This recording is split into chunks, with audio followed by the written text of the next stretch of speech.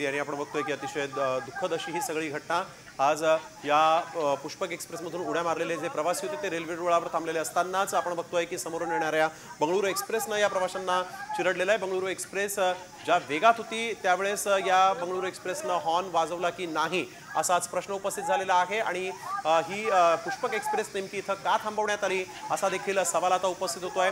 प्रवाशांचा मोठ्या प्रमाणात जीव गेलेला आहे तर अनेक प्रवासी जखमी झालेले आहेत, त्यामुळे या सगळ्या अपघात प्रकरणाची सखोल चौकशी होणं देखील तितकंच गरजेचं आहे। परंतु यावेळी सगळ्यात धक्कादायक बातमी, रेल्वे दुर्घटनेमध्ये 7 प्रवाशांचा मृत्यू झालेला आहे। परधाडे रेल्वे स्थानकाजवळ ही दुर्दैवी घटना घडलेली आहे।